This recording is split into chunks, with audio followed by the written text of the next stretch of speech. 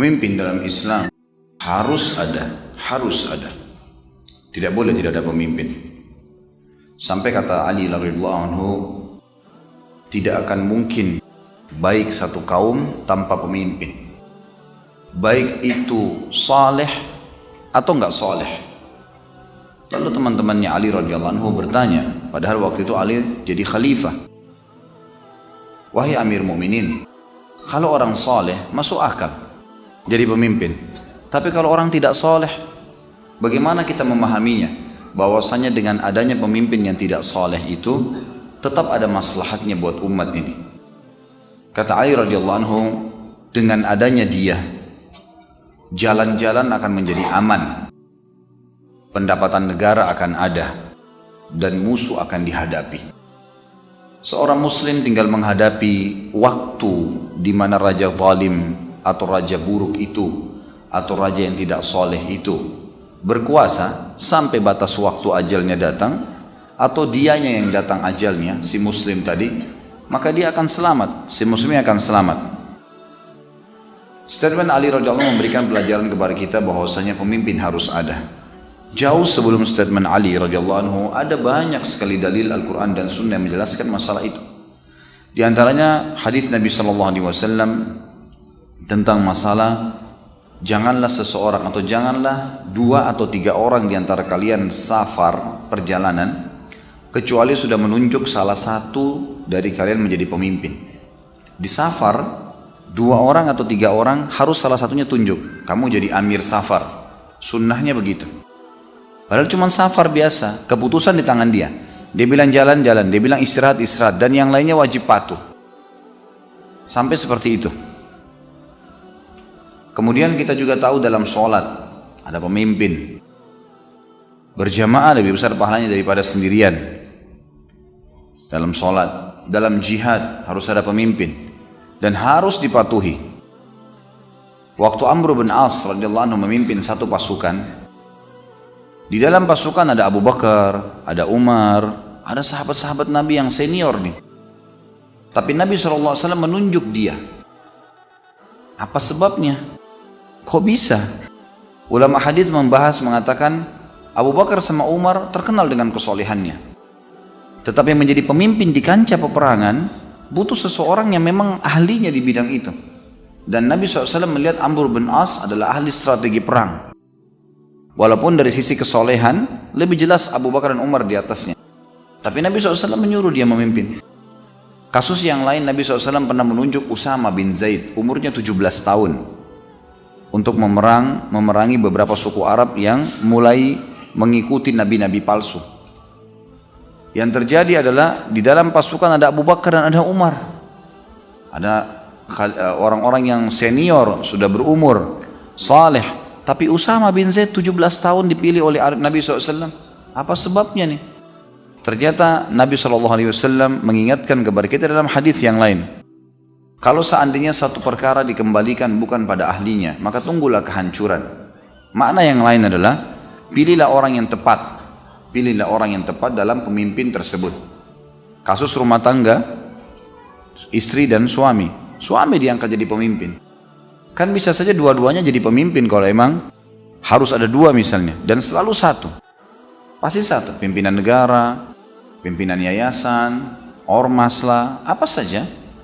Ya, harus satu orang. Kalau 2 ini udah bentrok nih.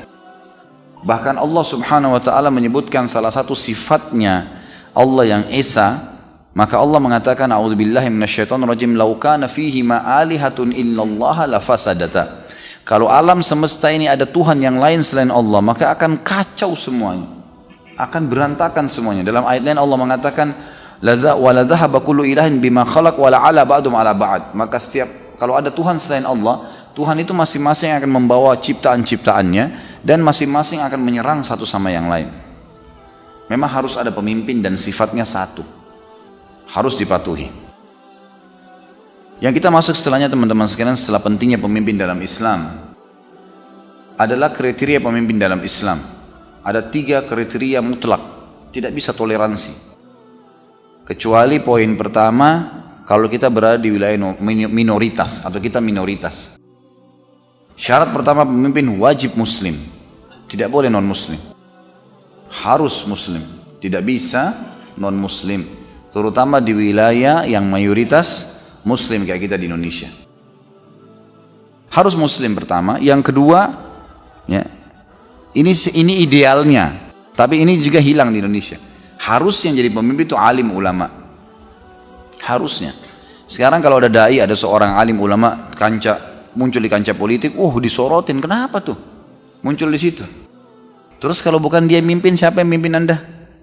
Hah? Orang yang tiap malam di diskotik, yang izinkan diskotik dibuka, atau yang terima kerjasama dengan orang non muslim, atau banyak hal yang kita tidak senang, atau pada saat terjadi sedikit masalah umat Islam disorotin lalu mereka ikut-ikutan, karena memang tidak faham. Abu Bakar dipilih oleh Nabi SAW karena alimnya, Umar dipilih karena alimnya. Umar pun memilih 6 orang sahabat yang masuk surga, semuanya dimasukkan dalam ruangan dan disuruh pilih. Dipilihlah Uthman yang terbaik. Setelah Uthman meninggal, sahabat memilih Ali bin Abi Thalib. Begitu terus mereka memilih orang-orang yang paling baik, gitu kan.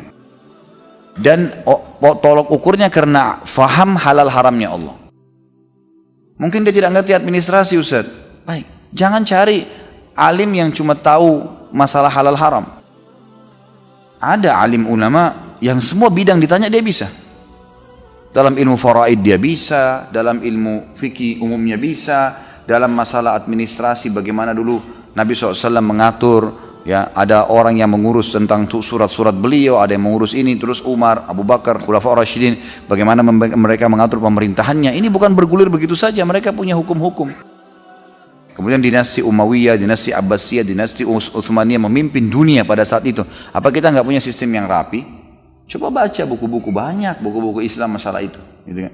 Yang menjelaskan bagaimana cara pengaturan administrasinya, militernya, semuanya rapi, ada kok dalam Islam, lengkap. Kita cari alim ulama yang begitu, ada. Di Indonesia ini saya tahu ada kiai-kiai yang luar biasa, santrinya sampai ribuan, umumnya semua hafal Quran, ibadahnya luar biasa. Dia dikenal di toko masyarakat di sekitarnya, orang-orang susah dibantu, banyak. Ini contoh sedikit, ditarik ke negara, ini luar biasa hasilnya sebenarnya. Tapi bagi kita kayaknya ganjil deh kalau seorang alim naik ke situ. Untuk apa fungsinya nabi-nabi diutus, teman-teman sekalian? Untuk petunjuk bagi manusia kan, menjadi pemimpin buat mereka. Kan itu fungsinya nabi-nabi ya. Apa kata Nabi SAW? Al-ulama'u warathatul anbiya. Ulama pewarisnya para nabi. Artinya setelah Nabi meninggal harus alim ulama yang memimpin kita. Nggak bisa. Karena mereka paling tahu mana halal haramnya Allah Subhanahu wa taala.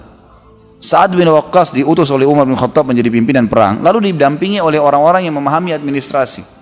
Ada sahabat-sahabat yang memahami tentang masalah pengaturan jizyah, upeti, pengaturan alokasi ghanimah, gitu kan. Kemudian bagaimana hak-haknya orang-orang non-muslim yang tidak mau masuk Islam, bagaimana membidik mu'alaf-mu'alaf yang baru masuk Islam, bagaimana menangani budak-budak yang nanti akan jadi budak kalau muslimin menang, dan seterusnya, lengkap, ada semua.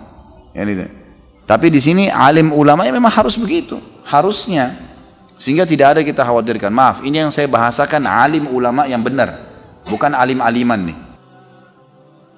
Teman-teman, kita butuh kriteria pemimpin, alim, ulama yang benar. Hafal Quran 30 juz, hadis-hadis Nabi dihafal sama dia, kisah-kisah sahabat, kisah tabi'in, orang-orang saleh, ditanya hukum apapun dia bisa jawab. Nah ini dia. Ada di Indonesia, bukan tidak ada. Kata Nabi SAW, al-ulama warathatul anbiya. Ulama pewarisnya para nabi. Wa innal anbiya la yuwarithu dinaran wala dirhama. Nabi enggak pernah mewariskan dinar dan dirham, bukan jabatan, bukan kerajaan. Wa innama warathul ilm. Tapi mereka mewariskan ilmu. Faman akhadahu akhadu bihadzin wafir. Akhadahu bihadzin wafir. Siapa yang mengambilnya, maka dia telah mengambil bagian hidupnya yang sangat banyak, gitu kan?